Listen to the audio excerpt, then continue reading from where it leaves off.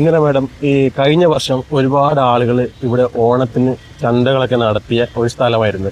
ഇലക്ഷന് 2 മാസം മുമ്പാണ് പെട്ടെന്ന് ഇവിടെ ഒരുപാട് കുഴികൾ, 10-40ഓളം കുഴികൾ, എന്തിനാണെന്ന് ചോദിച്ചപ്പോൾ സ്റ്റേജോ അങ്ങനെ എന്തോ ഒരു കാര്യമാണ് പറഞ്ഞത്. അപ്പോൾ ഇപ്പോൾ മേയറിന്റെ ഒരു ഇടപെടലും അതുപോലെ തന്നെ ആർട്ടിസ്റ്റ് ശശികലയുടെ ഒരു ഇടപെടലും കാരണം ഇത് പൂർവ്വസ്ഥിതിയിലേക്ക് ആക്കുന്നു എന്ന് പറയുന്നത്. ഈ പ്രാവശ്യം ഓണത്തിന് കച്ചവടം ചെയ്യാനായിട്ട് ആളുകൾക്ക് സാധിക്കും പറ്റുമല്ലോ. ഇവിടെ ഇതിപ്പോ പൂർവ്വസ്ഥിതിയിലാക്കുന്നുണ്ട്. പക്ഷെ അത് എന്തായാലും ഇവിടെ കുറെ പ്രശ്നങ്ങളായിട്ടുണ്ട്. കുഴിയെടുത്തിട്ട് എല്ലാം താറുമാറായി കിടക്കുകയാണ്. അപ്പൊ ഇനി ഇന്റർലോക്ക് പാകണം. അത് ഓണത്തിന് മുന്നേ സാധിക്കുമെന്ന് അറിയില്ല. എന്തായാലും അതിന്റെ ഭംഗി നിലനിർത്തുക എന്നുള്ളതാണ്. നമ്മളും അറിയില്ലായിരുന്നു ഇവിടെ എന്താണ്. കോർപ്പറേഷന് യാതൊരുവിധ പെർമിറ്റ് വാങ്ങിയിട്ടുണ്ടായിരുന്നില്ല. സാധാരണ നിലയിൽ എന്തെങ്കിലും ഒരു നിർമ്മാണ പ്രവർത്തി നടക്കുമ്പോൾ അതിന്റെ ബന്ധപ്പെട്ട അധികാരികളിൽ നിന്ന് പെർമിറ്റ് എടുക്കേണ്ടതാണ്. പക്ഷെ അങ്ങനെ എടുക്കാത്തത് കൊണ്ടാണ് ഞങ്ങൾ സ്റ്റോപ്പ് മെമ്മോ കൊടുത്തത്.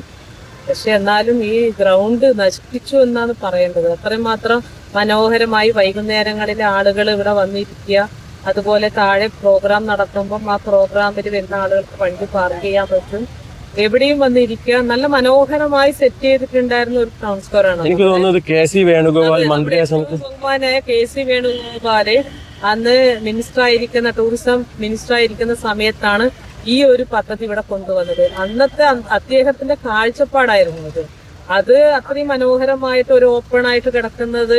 എന്തായാലും ഇവിടെ ഒരു കെട്ടിടം വരുമ്പോൾ ഉണ്ടാവില്ല. അത് ജനങ്ങൾക്ക് തന്നെ അറിയാം. ഇവിടെ ഒരുപാട്, സത്യം പറഞ്ഞാല് എനിക്ക് തോന്നുന്നു, ഒരുപാട് വരുമാന നഷ്ടം DTPCക്ക് വന്നു കഴിഞ്ഞു. കഴിഞ്ഞ ഒരു കൊല്ലമായിട്ട്, കുറച്ചു കാലമായി, ഒരു 5-8 മാസമായിട്ടുണ്ടാവും ഇത് ഇങ്ങനെ കിടക്കുകയാണ്.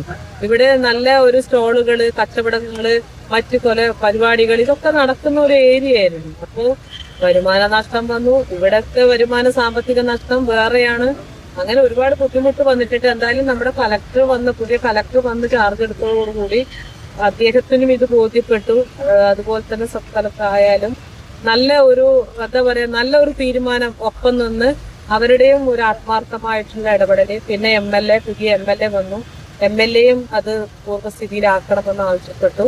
എന്തായാലും നല്ലത്. ഓണാവുമ്പോഴേക്ക് കുറച്ചും കൂടെ നന്നാക്കി കൊണ്ടുവരണം എന്നുള്ളതാണ്. കഴിഞ്ഞ ദിവസം നമ്മുടെ ബൈറ്റിൽ തന്നെ BJPയുടെ ജില്ലാ പ്രസിഡന്റ് പറഞ്ഞു, മേഡം ഒന്നും കാണുന്നില്ല, അപ്പോ എല്ലാം കാണുന്നുണ്ട് എന്ന് തെളിയിക്കലും കൂടിയാണല്ലോ ഇത്. പിന്നെ രാഷ്ട്രീയ പ്രതിയോഗികൾ എങ്ങനെ പറയാ എന്നുള്ളത് തന്നെയല്ലേ. നമ്മൾ കാണുന്നത് കൊണ്ടാണല്ലോ അപ്പൊ തന്നെ ഇടപെട്ടത്. നമ്മൾ അറിഞ്ഞത് കൊണ്ടാണല്ലോ അപ്പൊ തന്നെ ഇടപെട്ടിട്ട് ഇതിന്റെ ഇതായത്. ശശികല ഒരു പരിസ്ഥിതി പ്രവർത്തകൻ, എല്ലാ പൊതുവിഷയങ്ങളിലും ഇടപെടുന്ന ഒരാളെന്നുള്ള നിലയിൽ അദ്ദേഹത്തിന്റെ ഒരു ഇടപെടലും ഇത് സ്റ്റോപ്പ് മെമ്മോ ഓർപ്പിച്ചു. അപ്പൊ എന്തായാലും നമ്മള് ചെയ്യേണ്ടത് നമ്മൾ കൃത്യമായി ചെയ്യുന്നു. മറ്റു പാർട്ടിക്കാരെ ബോധ്യപ്പെടുത്താനല്ല, പൊതുജനങ്ങളുടെ വിശ്വാസത്തിലെടുത്തുകൊണ്ട് അവർക്ക് സൗകര്യപ്രദമായിട്ടുള്ള കാര്യങ്ങൾ ചെയ്യുക എന്നുള്ളതാണ്. അപ്പോൾ ഇനിയിപ്പോ ക്ലോക്ക് ടവറും ഈ ഒരു പാർക്കിംഗ് ഗ്രൗണ്ടൊക്കെ ഭംഗിയാവുന്നതോടൊപ്പം നഗരത്തിന്റെ മികച്ചായ തന്നെ മാറും. അതോടൊപ്പം തന്നെ നമ്മൾ കാർ പാർക്കിംഗ് അതും ഒന്ന് നന്നാക്കി എടുക്കുന്നുണ്ട്. അതും ശരിയാവും. കാർ പാർക്കിംഗ് മാഡം മറ്റു വഴിയിലൊക്കെ പാർക്ക് ചെയ്യുന്ന ഒഴിവാക്കി അതിലേക്ക് മാത്രം അത് എന്തായാലും അത് ചാലുവാകുന്നതോടുകൂടി ആ സംവിധാനത്തിലേക്ക് പോകും. റോഡരികിലെ വാഹനം പാർക്ക് ചെയ്യാൻ പോകില്ല.